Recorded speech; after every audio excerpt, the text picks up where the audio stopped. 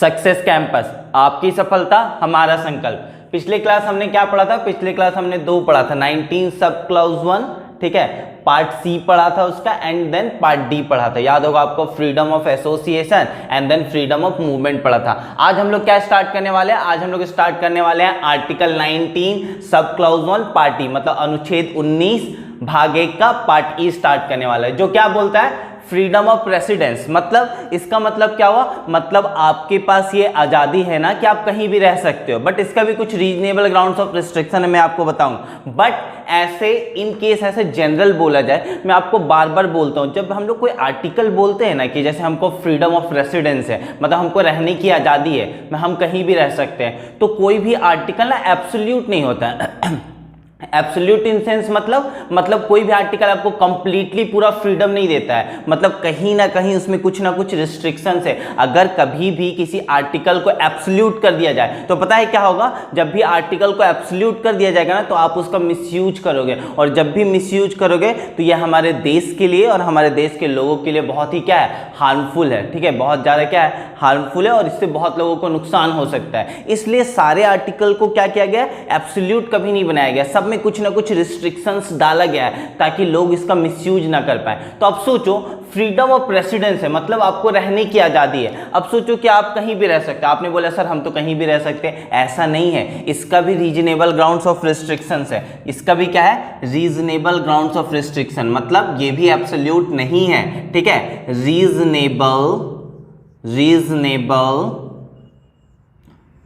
Grounds of restrictions, reasonable grounds of restrictions.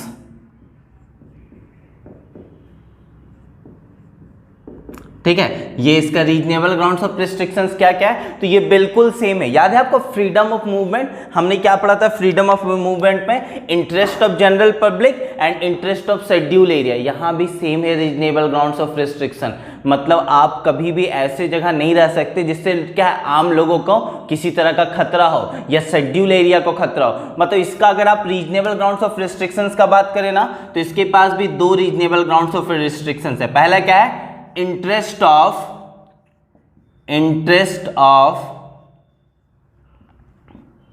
General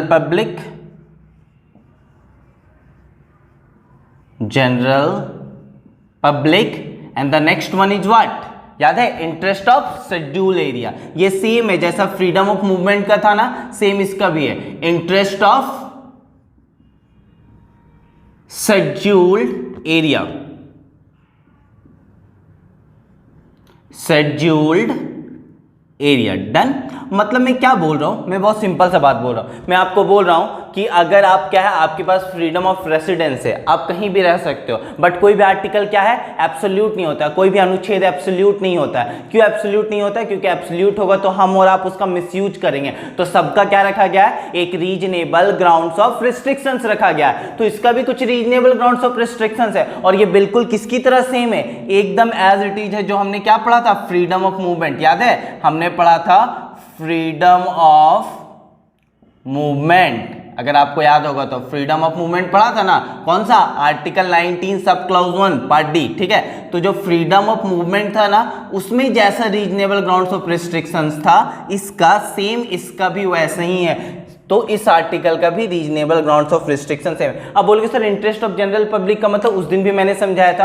अब मान लो आप बोलोगे सर जहां मिलिट्री बेस है ना, जहां मिलिट्री का कैंप है, हम वहां घर बना के रहेंगे।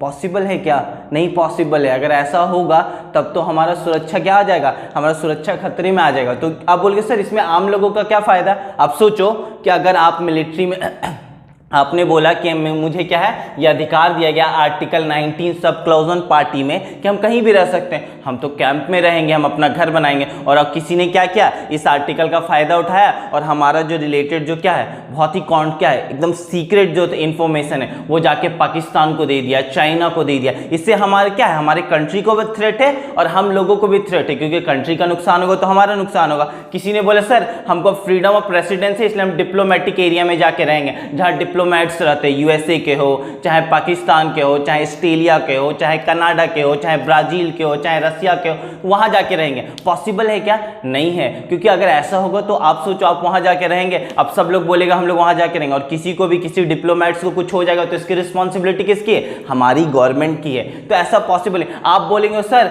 मैं तो जा रहा हूँ सीक्रेट एरिया में रहूँगा, किसी सीक्रेट जहाँ रॉ है हो, जहाँ ईडी हो, कहीं वहाँ रहूँगा, पॉसिबल नहीं है ना। आप बोलेंगे सर मेरा क्या है, याद है आपको नेशनल पार्क, नेशनल पार्क क्या होता था? नेशनल पार्क हमेशा कंजर्व होता है, वहाँ आप वहाँ क्या किया जाता है? कंजर्व किया जाता है, जितने भी क्या बायोडाइवर्सिटी को, जितने भी एनिमल्स हैं, ये फ्लोरा फौना मतलब पेड़ पौधे जीव जंतुओं को कंजर्व किया जाता है। अब बोले सर हमको तो नेशनल पार्क में ही घर बनाना है, पॉसिबल है क्या?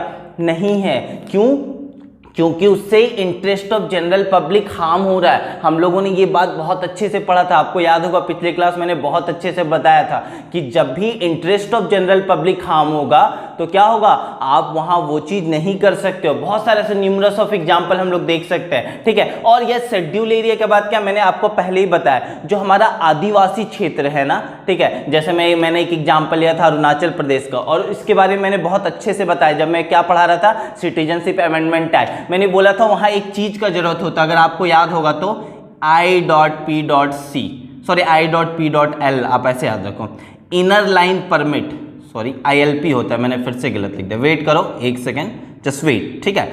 इनर लाइन परमिट मतलब मान लो एक, ये बहुत सारे स्टेट के लिए मैं एक का बताता हूँ, अरुणाचल प्रदेश का। आप जब भी अरुणाचल प्रदेश में रहने जाओगे ना तो आपको ना वहाँ, आप ऐसे नहीं कि वहाँ आप घर बना के रह सकते हो, आप नहीं रह सकते हो वहाँ। इवन हम लोग घूमने भी जाते हैं 2-4 दिनों के लिए, 10 दिनों के लिए, तो हमें क्या करना पड़ता है, वहाँ के गवर्नमेंट से क्या लेना पड़ता है, परमिट लेना पड़ता है। क्यों परमिट लेना पड़ता है? क्योंकि गवर्नमेंट को या वहाँ के लोगों को या सबको डर होता है कि अगर यहाँ ज़्यादा लोगों का मूवमेंट होगा ना, या बाहर से आके लोग रहने लगेंगे, तो जो हमारा आदिवासी कल्चर है, हमारा जो शेड्यूल कल्चर है, ठीक है, वो जो हमारा हेरिटेज है, हमारा धरोहर है, जो हमारा कल्चर है, उसको हार्म हो सकता है। तो क्योंकि हमें उनको क्या करना है, कंजर्व करके रखना है, किसको, हमारे ट्राइबल एरिया को, हमारे शेड्यूल एरिया को कंजर्व करके रखना है, इसलिए वहाँ क्या है, आम लोगों का मूवमेंट या रेसिडेंस अलाउड नहीं होता है, ताकि वहाँ का क्या कंजर्व रहे, वहाँ का कल्चर, वहाँ का कस्टम, रीति रिवाज, जो उनका संस्कृति है, वो सब क्या रहे,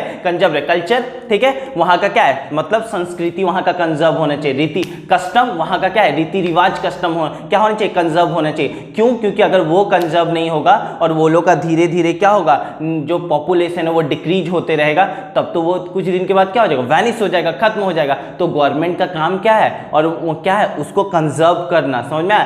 क्यों? क्योंकि सबका कंजर्वेशन बहुत जरूरी है। क्योंकि क्या है, हम लोग पढ़े ना कि हमारा जो कंट्री है वो डाइवर्सिटी से भरा हुआ है, यूनिटी इन डाइवर्सिटी। मतलब हम लोग पता है कौन सा डायलॉग बोलते हैं, यूनिटी इन डाइवर्सिटी, मतलब हम लोग बहुत ज़्यादा डाइवर्स है। आपको हर कस्टम का लोग, हर क्या है कल्चर का लोग, सब लोग यहाँ मिलेंगे, ठीक है। तो आपको क्या याद रखना है कि शेड्यूल एरिया में आप बोलोगे ना कि सर हम रह सकते हैं क्योंकि फ्रीडम ऑफ रेसिडेंस है, इट इज़ नॉट पॉसिबल। क्यों पॉसिबल नहीं है? इसका रीजन बहुत सिंपल है, यही इसका रीजन है, क्योंकि हमको क्या करना है, ये आदिवासी कल्चर को, यहाँ के रीति रिवाज को, यहाँ के संस्कृति को, यहाँ के लोगों को कंजर्व रखना है, ठीक है। क्यों? क्योंकि ये हमारा धरोहर है, अगर ये खत्म हो जाएगा तो फिर क्या होगा, कोई फायदा नहीं होगा, फिर हमारा जो डाइवर्सिटी है वो धीरे धीरे घटता जाएगा। इसलिए ना शेड्यूल एरिया में आम लोगों का मूवमेंट भी अलाउड नहीं होता है और आम लोगों का रेसिडेंस भी अलाउड नहीं होता। इवन आप जॉब करोगे ना तो आपको टाइम टू टाइम क्या लेना पड़ता है, इनर लाइन परमिट लेना पड़ता है। आप, मैंने एक एग्जाम्पल बताया, ऐसे मैंने बहुत सारे एग्जाम्पल बताया, लेकिन अभी के लिए आप याद रखो, जैसे अरुणाचल प्रदेश, आप वहां जाओगे जॉब करने,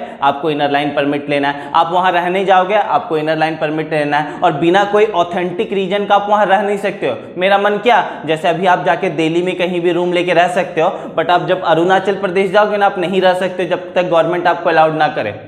दूसरा, यहाँ एक तो गवर्नमेंट को अलाउड करना चाहिए, इवन आपको घूमने जाना है, रहना है, इसके लिए आपके पास ऑथेंटिक रीजन होना चाहिए। जब तक गवर्नमेंट अलाउड नहीं करेगी तब तक आप नहीं रह सकते हो। तो ये था फ्रीडम ऑफ रेसिडेंस, ये बहुत छोटा सा आर्टिकल है, इसमें कुछ नहीं याद रखना है। क्या याद रखना है, कौन से आर्टिकल के अंडर में आपको रहने की आज़ादी है? तो आर्टिकल क्या है, अनुच्छेद 19 का क्या भाग 1 का पार्ट ई में, ठीक है। उसके बाद इसका जो रीजनेबल ग्राउंड्स ऑफ रिस्ट्रिक्शन है क्या है, एकदम सेम है, आम लोगों का जो इंटरेस्ट है वो, और दूसरा क्या है, हम लोगों को क्या रखना है, शेड्यूल एरिया का इंटरेस्ट को ध्यान रखना है, आदिवासी क्षेत्र के इंटरेस्ट को ध्यान रखना है, ट्राइबल एरिया का। और सेम है कि इंटरेस्ट ऑफ जनरल पब्लिक कैसे ध्यान रखा जा सकता है, हम कहीं मिलिट्री एरिया में नहीं रह सकते हैं, हम कहीं क्या सीक्रेट एरिया में नहीं रह सकते, हम डिप्लोमेटिक एरिया में नहीं रह सकते हैं, डिप्लोमेट्स राजनयिक, या तो हम फिर क्या है कोई बायोस्फीयर में नहीं रह सकते, हम नेशनल पार्क में नहीं रह सकते। ऐसे न्यूमरस ऑफ एग्जांपल्स है जो मैंने पिछले क्लास में बताया था। तो ये आर्टिकल बहुत छोटा है, आपको क्या रखना है, फ्रीडम ऑफ प्रेसिडेंट मतलब रहने की आजादी है,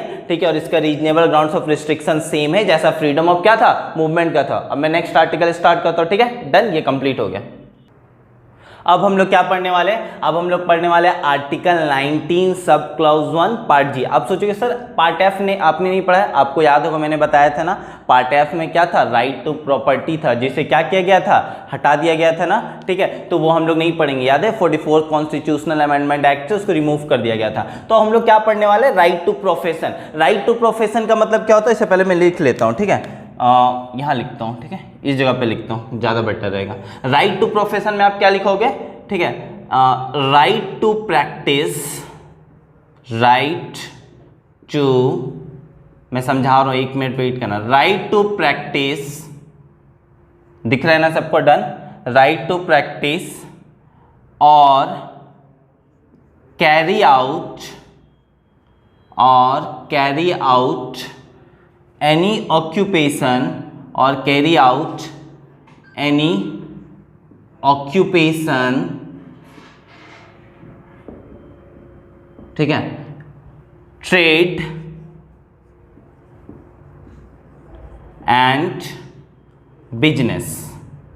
समझ में मैं क्या बोल रहा हूँ, मैं बहुत सिंपल सा बात बोल रहा हूँ। राइट टू प्रोफेशन में क्या है, राइट टू प्रोफेशन में आपके पास ये अधिकार है ना कि आप क्या काम करना चाहते हो वो आप चूज कर सकते हो, ये आप पे है। मतलब मेरा मन है कि हाँ हम ये बिजनेस खोलना चाहते हैं, ठीक है, मेरा मन है कि हम इससे रिलेटेड हम एक मेडिकल शॉप खोलना चाहते हैं, मेरा मन है कि हम क्या है एक जनरल स्टोर खोलना चाहते हैं। तो ये मेरे पास ये अधिकार है ना कि हम अपने अकॉर्डिंग हम अपना क्या है प्रोफेशन को डिसाइड करें कि हम क्या काम करना चाहते हैं। प्रोफेशन समझ रहे हो ना, हम क्या काम करना चाहते हैं, इसकी आज़ादी किसको है, मुझे है। और ये आज़ादी मुझे कौन देता है, अनुच्छेद 19 भाग 1 का कौन सा पार्ट वाला, पार्ट जी देता है हमें। ये क्या बोलता है, हमारे पास ये अधिकार है ना कि हम क्या काम करें वो हम खुद डिसाइड करें, दूसरा नहीं हम पे ये इंपोज कर सकता है। जैसे गवर्नमेंट आके ये नहीं बोल सकती है कि अभी जाओ तुमको आर्मी में जाना। जैसे आप इजराइल जाओगे ना, तो इजराइल में क्या बहुत सारे कंट्रीज में, एक एग्जाम्पल आपको बता रहा हूँ, जब इजराइल में इससे कोई मैटर नहीं करता है, आप गर्ल्स हो या बॉयज़ हो, आपने 10th पास किया ना, तो आपको क्या है कंपलसरी मिलिट्री ट्रेनिंग दिया जाता है, ठीक है, कंपलसरी। उसके बाद आप मिलिट्री में आपको 2 इयर्स का 3 इयर्स का एक कंपलसरी मिलिट्री ट्रेनिंग दिया जाता है। बट हमारे यहाँ क्या है, हमारे यहाँ अपना प्रोफेशन हमको खुद डिसाइड करना है। मतलब मेरे पास ये अधिकार है कि हम कौन सा बिजनेस करेंगे, मुझे किस चीज़ में इंटरेस्ट है, मुझे इंटरेस्ट है पढ़ाने में, मैं पढ़ाऊंगा, ठीक है, क्यों, क्योंकि मेरे पास क्या है राइट टू प्रोफेशन है। कहाँ दिया गया है, मुझे मेरे पास ये अधिकार है कि मैं अपना ऑक्यूपेशन, मेरा जो व्यवसाय है, मेरा जो क्या है, मेरा जो मन है, मैं खुद डिसाइड करूँ कि मैं क्या बनना चाहता हूँ, मैं क्या करना चाहता हूँ, ये मेरे पास अधिकार है। तो राइट टू प्रोफेशन क्या बोलता है, ये बहुत सिंपल सा बात बोलता है कि आपके पास ये अधिकार है कि आप क्या काम करना चाहते हैं वो आप खुद डिसाइड करो, मतलब आप चूज करो कि आपको क्या करना है, पहला बात। दूसरा, इसी को मैंने थोड़ा अच्छा से लिखा, राइट टू प्रैक्टिस, मतलब मेरे पास ये अधिकार है कि हम किसी भी तरह का व्यवसाय कर सकते हैं, किसी तरह का ट्रेड, व्यापार कर सकते हैं। व्यापार में बहुत सारे व्यापारी होते हैं, जैसे बहुत फेमस हीरा व्यापारी, ऐसे बहुत सारा होता है ना, टेक्सटाइल इंडस्ट्रीज से जो रिलेटेड व्यापारी होते हैं। तो मेरे पास ये अधिकार होता है कि हम ट्रेड कर सकते हैं, हम किसी तरह का बिजनेस, मेरा मन है हम रेस्टोरेंट खोलेंगे, मेरा मन है हम थिएटर खोलेंगे, मेरा मन है हम क्या करेंगे, मॉल खोलेंगे, ठीक है। तो ये मेरे पास अधिकार है ना कि हम क्या प्रोफेशन करना चाहते हैं, ये हम डिसाइड करेंगे। और ये अधिकार मुझे कौन देता है, आर्टिकल 19 सब क्लॉज 1 पार्ट जी देता है। अब लेकिन इसमें आप सोचो, अगर ऐसा है तो मैं एक आपको सिंपल सा एग्जांपल बताता हूं। इसमें क्या है, रीजनेबल ग्राउंड्स ऑफ रिस्ट्रिक्शन बहुत इंटरेस्टिंग है। इसका जब मैं रीजनेबल ग्राउंड्स ऑफ रिस्ट्रिक्शन का बात करता हूं ना, देखो जब भी मैं इसका रीजनेबल ग्राउंड्स ऑफ रिस्ट्रिक्शन का मैं बात करता हूं ना, जब भी मैं इसका रीजनेबल ग्राउंड्स ऑफ रिस्ट्रिक्शंस का बात करता हूं, तो आप देखना, ठीक है। तो इसमें बहुत सिंपल सा बात है, देखो मैं बताता हूँ क्या क्या हो सकता है, आप खुद सोच सकते हो। प्रोफेशन में आपने बोला सर कोई भी नॉट कौन सा वर्क आप नहीं कर सकते हो, बताओ मेरे को, illegal work, not illegal and immoral work, immoral work. अब बोलेंगे सर ये क्या है, अब सोचो मैं आपको समझाता हूं, ठीक है। आपके पास क्या अधिकार है, आप अपने प्रोफेशन को चुन सकते हो। तो आप बोलोगे सर मैंने अपना प्रोफेशन चुन लिया, मैंने बोला क्या चुना आपने, मैं क्या करूंगा, मैं ड्रग्स बेचूंगा। लो ये तो इलीगल काम है ना, तो आप ऐसा प्रोफेशन नहीं चुन सकते हो ना जो इलीगल है। फिर किसी दूसरे बंदे ने आया मेरे कान में बोला सर मैंने भी अपना प्रोफेशन चुन लिया। मैंने पूछा क्या चुना तुमने अपना प्रोफेशन, बोला सर मैं तो बैटिंग करूंगा, लेकिन इंडिया में तो बैटिंग अलाउड है नहीं, तो वो भी क्या है, इलीगल है। मतलब आप वैसा प्रोफेशन नहीं कर सकते ना, वैसा प्रोफेशन नहीं चुन सकते ना जो इलीगल है, मतलब गैर कानूनी है, ठीक है, जो हमारा गवर्नमेंट हमें अलाउ नहीं करता, ठीक है। तो आप वैसा प्रोफेशन नहीं चूज कर सकते हो ना जो इलीगल है। इलीगल मतलब समझ रहे हो, जो गैर कानूनी, जिसे गवर्नमेंट ने अलाउड नहीं किया। जैसे मैंने क्या बोला, बिटकॉइन, बिटकॉइन क्या था, एक टाइम देखे होगा, बिटकॉइन हो गया, इथेरियम हो गया, ऐसा न्यूमरस ऑफ कॉइन था, वर्चुअल करेंसी था, अगर आप लोगों ने किसी ने वर्चुअल करेंसी के बारे में सुना है तो। लेकिन एक ही बार क्या किया, गवर्नमेंट ने इसे इलीगल घोषित कर दिया, डिक्लेयर कर दिया, मतलब आप उससे रिलेटेड बिजनेस नहीं कर सकते हो। तो सो क्या है, आप वैसा प्रोफेशन नहीं चुन सकते हो ना जो इलीगल है। इलीगल मतलब गैर कानूनी। और दूसरा, कुछ प्रोफेशन के लिए ना, कुछ प्रोफेशन अगर आपको चूज करना है then you will have to pass the examination at first, ठीक है। अगर कुछ प्रोफेशन के लिए आपको क्या करना है, you will have to pass the examination at first, समझ में आया? मतलब मैं क्या बोलना चाह रहा हूँ, मैं बहुत सिंपल सा बात बोल रहा हूँ, मैं आपको समझाता हूँ मैं क्या बोलना चाह रहा हूँ। मतलब आपको प्रोफेशन चुनने का तो आज़ादी है, लेकिन आपको कुछ प्रोफेशन चूज करने से पहले आपको क्या करना पड़ेगा, कुछ एग्जाम्स को पास करना पड़ेगा। बोले सर मेरे पास तो प्रोफेशन चूज करने का आज़ादी है, मैं बोलता हूँ आज से, ठीक है, आप लोगों को आज से मैं टीचर नहीं डॉक्टर हूँ, तो आप मुझे डॉक्टर मान लोगे। पता चला देना था कैंसर का दवा, दे दिया टाइफाइड का दवा, हुआ था मलेरिया, दे दिए कुछ और का, पता चला था उसको कोरोना और कुछ और खिला रहे, बोले ले हेडेक का दवा खा ले ठीक हो जाएगा, तो ठीक है, खिलाना है पैरासीटामोल तो खिला रहे सिट्रिज, ऐसा हो सकता है पॉसिबल नहीं। तो क्या है, कुछ अगर आपको क्या करना है, अगर आपको कुछ प्रोफेशंस को चूज करना है तो उससे पहले आपको क्या करना पड़ेगा, एग्जामिनेशन पास करना पड़ेगा। जैसे अगर आपको मान लो, मैं यहां लिखता हूं, ठीक है, आपको मान लो डॉक्टर बनना है, तो क्या आप ऐसे बन जाओगे, नहीं, आपको MBBS एग्जाम क्या करना पड़ेगा, क्वालिफाई करना पड़ेगा।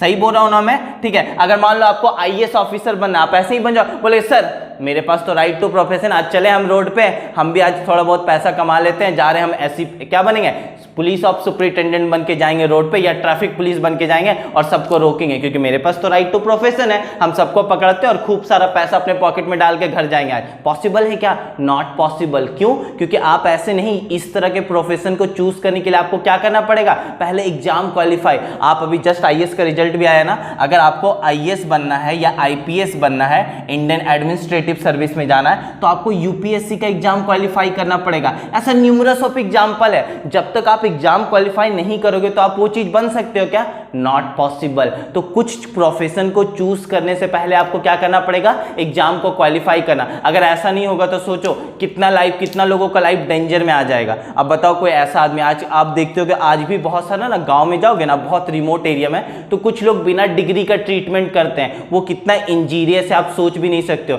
जो लोग बिना डिग्री का ट्रीटमेंट करते हैं वो पता है कहीं ना कहीं आपके लाइफ को डेंजर में डाल रहे हैं, और मे भी कभी ना कभी ऐसा हो सकता है कि आपका लाइफ उसके कारण क्या हो, खत्म भी हो सकता है। तो ये कुछ ऐसा ऑक्यूपेशन है ना, ऐसा न्यूमरस ऑफ ऑक्यूपेशन, मैं आपको सिर्फ 2 एग्जांपल दे रहा हूं कि अगर आपको डॉक्टर बनना है तो एग्जाम क्वालिफाई करना, आपको IAS बनना है तो एग्जाम क्वालिफाई करना है, ठीक है। ये तो 2 बात हो गया, ऐसा बहुत सारे एग्जाम्पल है, आप अपने अगल बगल में देखना और सोचना। अब मैं बोलूंगा कि गवर्नमेंट को मेरे पास राइट टू प्रोफेशन है और जा रहा हूं कि आज से ना मैं धनबाद में रह रहा हूं, तो आज से पूरा धनबाद डिस्ट्रिक्ट को मैं मैनेज करूंगा। क्यों, क्योंकि मेरे पास राइट टू प्रोफेशन है, और आज से मैंने खुद को अपने आप को क्या डिक्लेयर कर दिया, I am the IAS officer of क्या है, Dhanbad. Is it possible, not. क्यों, क्योंकि इस तरह के प्रोफेशन को डिसाइड करने के लिए पहले एग्जाम क्वालिफाई करना पड़ता है, तो ये सब एक रिस्ट्रिक्शन है। और दूसरा, गवर्नमेंट ने एक बहुत बड़ा गेम खेला, पता है क्या, गवर्नमेंट ने एक अमेंडमेंट किया, मैं बताता हूं आपको कौन सा अमेंडमेंट है, first constitutional amendment act. Constitutional मतलब पहला संविधान संशोधन, कब किया गया था, हमेशा याद रखना ये डेट हमेशा एग्जाम में आता है 1951 को। और गवर्नमेंट ने इसमें पता है क्या बोला, बोला कि government can do the monopoly. अब बोलोगे सर ये आपने क्या बोल दिया, मैं आपको समझाता हूं। Government can do the what, monopoly.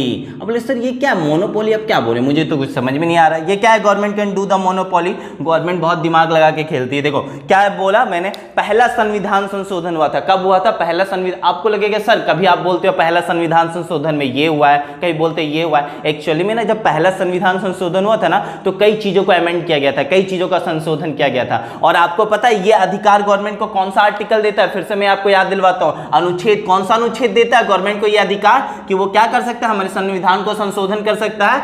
Article 368 मतलब अनुच्छेद 368 हमें ये गवर्नमेंट को अधिकार देता है पार्लियामेंट को कि वो क्या कर सकते हैं, हमारे संविधान का संशोधन कर सकते हैं। तो गवर्नमेंट ने क्या किया, पहला संविधान संशोधन किया, कब किया 1951 में। और क्या बोला, government can do the monopoly. Monopoly मतलब समझते हो, मतलब ना गवर्नमेंट के पास कुछ अधिकार है कि इस क्षेत्र में सिर्फ गवर्नमेंट ही बिजनेस कर सकती है। जैसे मैं आपको एग्जांपल बताता हूं। आज से पहले आपको पता है जो रेलवे है, रेलवे में भी क्या हो रहा है, प्राइवेटाइजेशन हो रहा है ना। लेकिन आज से पहले पता है क्या था, रेलवे में कोई प्राइवेट कंपनी नहीं आ सकती थी। ठीक है, आपने बोला सर मेरे पास तो ऑक्यूपेशन डिसाइड करने का अधिकार है, मैं जा रहा हूं आज से मैं अपना ट्रेन खुद से चलाऊंगा इंडियन रेलवे से अलग होकर। Is it possible? No, it is not possible. क्यों पॉसिबल नहीं है? क्योंकि गवर्नमेंट मोनोपोली कर सकती है। एक बार गवर्नमेंट ने बोल दी, मोनोपोली मतलब समझा, मतलब मोनोपोली का मतलब होता है वहां सिर्फ गवर्नमेंट बोल दी कि आज से जनरल स्टोर सिर्फ गवर्नमेंट खोल सकती है, मतलब आप नहीं खोल सकते हो general store. That is called monopoly. मतलब जहां केवल गवर्नमेंट का फायदा होना चाहिए, प्राइवेट सेक्टर के लोग, प्राइवेट पार्टी के लोग वहां क्या नहीं कर सकते हैं, वहां एंट्री नहीं कर सकते। तो रेलवे में क्या था, गवर्नमेंट का मोनोपोली था, मतलब रेलवे में कोई प्राइवेट सेक्टर के लोग नहीं आ सकते थे। बट अभी चेंज हो गया है। क्यों चेंज हो गया? क्योंकि गवर्नमेंट ने अभी कुछ प्राइवेट ट्रेन को अलाउड किया है, कुछ प्राइवेट सेक्टर के लोगों को वहां एंट्री करने दिया है। बहुत से रीजन इसके पीछे, कभी मैं बताऊंगा क्या होता है डिसइन्वेस्टमेंट, क्यों हो रहा है डिसइन्वेस्टमेंट, बट इकोनॉमिक्स में बताऊंगा। बट अभी आपको क्या याद रखना है कि government can do the monopoly, मतलब गवर्नमेंट के पास यह अधिकार है ना कि गवर्नमेंट क्या कर सकती है, जिस क्षेत्र में, जिस ऑक्यूपेशन में, जिस बिजनेस में उसको उसका इंटरेस्ट हो कि नहीं। जैसे एटॉमिक एनर्जी के क्षेत्र में कोई प्राइवेट सेक्टर के लोग एंट्री कर सकते हैं? नहीं, वहां केवल गवर्नमेंट सेक्टर के लोग एंट्री कर सकते हैं। तो ऐसा न्यूमरस ऑफ एग्जांपल, लेकिन अभी सबसे इजी एग्जांपल आपके लिए क्या है कि गवर्नमेंट मोनोपोली कर सकते हैं। जैसे मैं आपको बताता हूं, पहले जो आप देखें धनबाद जो है ना वो कोल के लिए बहुत फेमस है। कोल के लिए ना पूरे, आपको पता है पूरे इंडिया में सबसे ज्यादा कोल कहां पाया जाता है, झरिया में। ठीक है, तो यहां क्या था ना, पहले कोल सेक्टर में सिर्फ गवर्नमेंट कंपनी ही एंट्री कर सकती थी। बट बाद में ऐसा अलाउड हुआ कि प्राइवेट सेक्टर के लोग भी क्या कर सकते हैं, एकदम दनादन एंट्री मार सकते हैं। ठीक है, तो अब क्या आपको याद रखना है, आपको याद रखना है कि गवर्नमेंट ने एक संविधान संशोधन किया और उसमें क्या बोला कि government can do the monopoly, मतलब कुछ बिजनेस गवर्नमेंट डिसाइड करेगी। और ये डिसाइड करेगी, वो डिसाइड करेगी कैसे, वो देखेगी कि क्या इसमें ज्यादा फायदा है, इसमें ज्यादा प्रॉफिट है गवर्नमेंट को, तो वहां केवल गवर्नमेंट सेक्टर के ही लोग आ सकते हैं। तो इसका सबसे अच्छा एग्जांपल क्या है, रेलवे। लेकिन अब तो रेलवे खत्म हो गया ना। ठीक है, तो ये था आपका ये पूरा जो आर्टिकल 19 था ना, ये पूरा एंड हो गया। आर्टिकल 19 सब क्लॉज 1F हमने क्यों नहीं पढ़ा, मैंने आपको बताया था ना 44 कॉन्स्टिट्यूशनल अमेंडमेंट 1978 के द्वारा उसको क्या कर दिया गया था, रिमूव कर दिया गया था। उसमें क्या था, राइट टू प्रॉपर्टी था, मतलब मुझे प्रॉपर्टी रखने का अधिकार था। लेकिन मैं उससे भी कुछ बताऊंगा आपको, थोड़ा सा कुछ बताऊंगा, बट अगले क्लास में बताऊंगा। अभी के लिए आपको यह मानना है कि ये जो पूरा आर्टिकल 19 था, जो इतने सारे पार्ट्स में बटा हुआ था, वो क्या है, ये एंड हो गया। ठीक है, डन। आई होप सबको समझ में आया होगा। और अगर कभी भी कुछ ना समझ में आए ना, या आपको लगे मैं छोटा लिख रहा हूं या आपको इंग्लिश ज्यादा लिख रहा हूं, हिंदी नहीं बोल रहा हूं, तो बट आप कमेंट बॉक्स में बस उसको कमेंट को डालते रहो, ताकि मुझे पता चलते रहे कि आपको कहां प्रॉब्लम है, तभी ना मैं उस पर इंप्रूव कर पाऊंगा। डन। ठीक है, तब तक के लिए आपको क्या करना है, लाइक करना है, शेयर करना है, सब्सक्राइब करना है और कमेंट तो करते रहना है। ठीक है, that's like inspiration for me. ठीक है, सेफ रहें, स्वस्थ रहें, धन्यवाद।